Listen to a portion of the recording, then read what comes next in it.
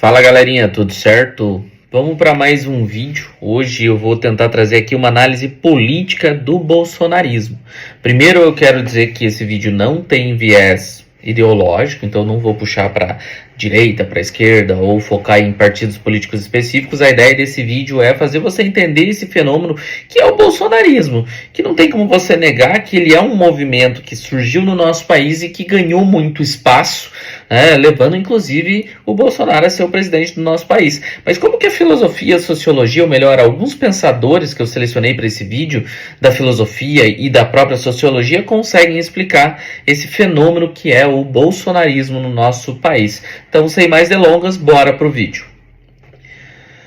Então, galerinha, sejam bem-vindos. Hoje a gente vai mergulhar aqui em um tema que tem dominado as discussões no Brasil e no próprio mundo, que é o bolsonarismo, né? Mas em vez de focar apenas em eventos políticos do dia a dia, a gente vai tentar entender aqui nesse vídeo como esse fenômeno pode ser compreendido a partir das lentes de grandes pensadores da filosofia e da própria sociologia.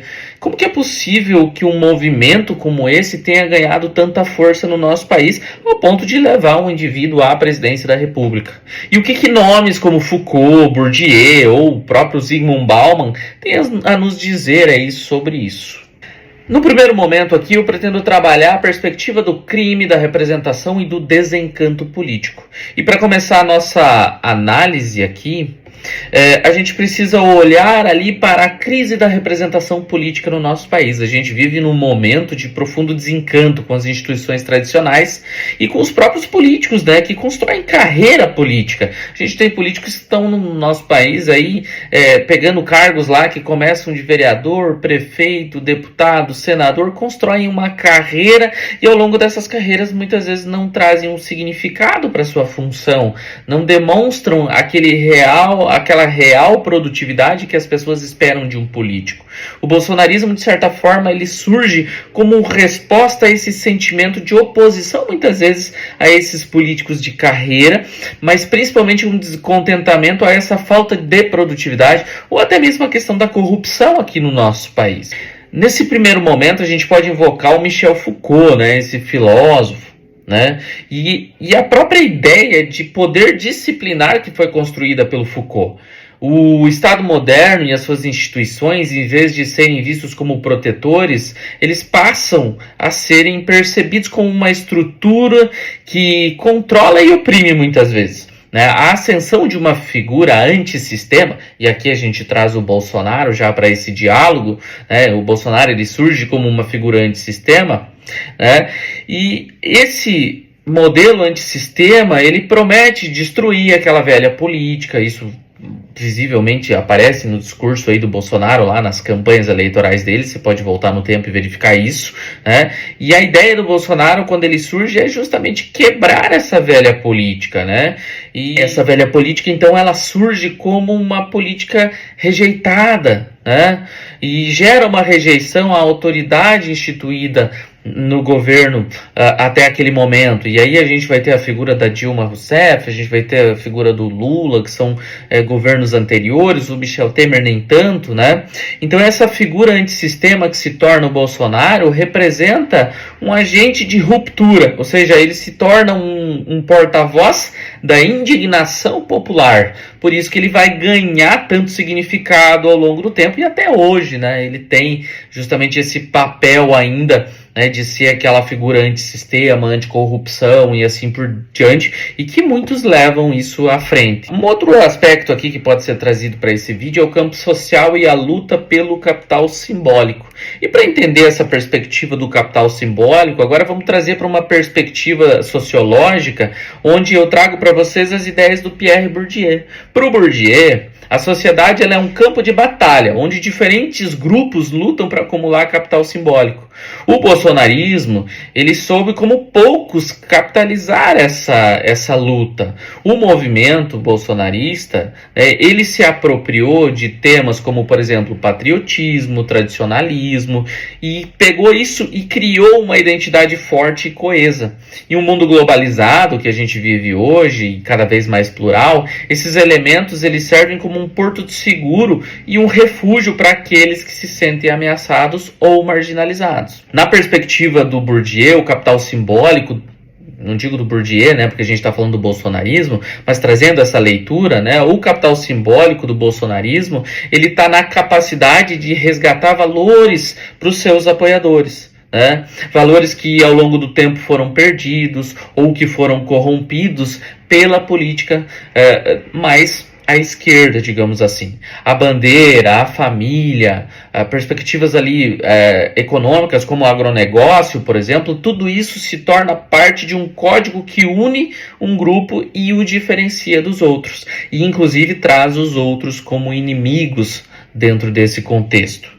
Partindo para uma outra lógica construída a partir disso, a gente vai ter o medo do outro e a modernidade líquida, onde eu trago agora um outro sociólogo para a gente fazer essa discussão. Analisando então essa construção ideológica do bolsonarismo, a gente chega a um ponto crucial, que é o papel do medo na ascensão do bolsonarismo. O sociólogo Zygmunt Bauman, com seu conceito de modernidade líquida, ele pode nos ajudar a entender um pouco dessa dinâmica. O Zygmunt Bauman, ele argumenta que a gente vive numa era de incertezas, onde tudo é transitório e as antigas certezas, como por exemplo o emprego estável, o casamento para a vida toda, identidades fixas, elas acabam se dissolvendo dentro dessa fluidez da nossa sociedade atual. Então essa fluidez, ela gera uma sensação de insegurança e medo muitas vezes, né? E aí o bolsonarismo, ele vai explorar esse medo de uma forma incrível, magistral, né? O medo do comunismo, o medo da criminalidade, o medo de perder ali a sua própria identidade cultural, o medo, por exemplo, da identidade, da ideologia de gênero, por exemplo, né? Todos esses medos, eles vão ser canalizados, né, e apresentados como ameaças reais e que precisam ser combatidas. E aquelas pessoas que vão de encontro a essas ideias acabam se tornando apoiadores desse movimento político que é o bolsonarismo. Partindo desse movimento que se constrói a partir do medo, a gente vem com o homem ressentido e a democracia digital. A gente não pode ignorar essa questão, né? Por fim, né, a gente não pode ignorar a influência da internet, das redes sociais. A democracia digital, com seus algoritmos, as suas bolhas de filtro, isso tudo exacerbou esse fenômeno. O bolsonarismo, ele só, de certa forma, se colocou no poder porque soube trabalhar muito com essa perspectiva do digital, né? Então as redes sociais, o uso da internet propagou muito essas ideias desse movimento, fazendo com que esse movimento chegasse a muitas pessoas com ideias parecidas, perspectivas semelhantes, e que se juntaram para colocar no poder aquele que, segundo elas, era o melhor candidato ou que tinha as melhores ideias para aquele momento, obviamente. O Nietzsche, ele fala para nós sobre o homem de ressentimento, aquele que, se sentindo impotente, injustiçado, ele busca uma válvula de escape para sua raiva e para sua frustração, né? As redes sociais se tornaram o palco perfeito para esse ressentimento, que se organizou e se manifestou de maneira drástica, né, no nosso país. Um outro aspecto aqui das redes sociais, da própria internet, são as notícias falsas e a própria polarização que se espalhou de forma viral, criando uma realidade muitas vezes que é paralela, onde o grupo está sempre certo, né? De um lado estão os bons, do outro estão os ruins, de um lado estão os certos, do outro estão os errados, né? E os errados devem ser combatidos. Então, trazendo para uma lógica mais racional, compreender esse movimento que é o bolsonarismo, portanto, é mais do que analisar as manchetes que estão no jornal, né? É um exercício de olhar para profundas transformações sociais e psicológicas do nosso tempo. É entender a crise de representação, a luta de capital simbólico, o medo da modernidade líquida e a influência da democracia digital. O bolsonarismo é, em sua essência, um sintoma de um mundo em crise, né? E para a gente entender esse mundo em crise, a gente precisa de todas as ferramentas que a própria filosofia e a sociologia podem nos oferecer, né? Mas dentro de um contexto aqui final desse vídeo. E você, o que você pensa sobre o assunto? Deixa aqui tua opinião, deixa teus comentários. Se você gostou do vídeo, não se esqueça de curtir e principalmente se inscrever no meu canal para que eu possa estar fazendo mais vídeos como esse e propagando mais conhecimento. Lembrando que esse vídeo não tem caráter ideológico.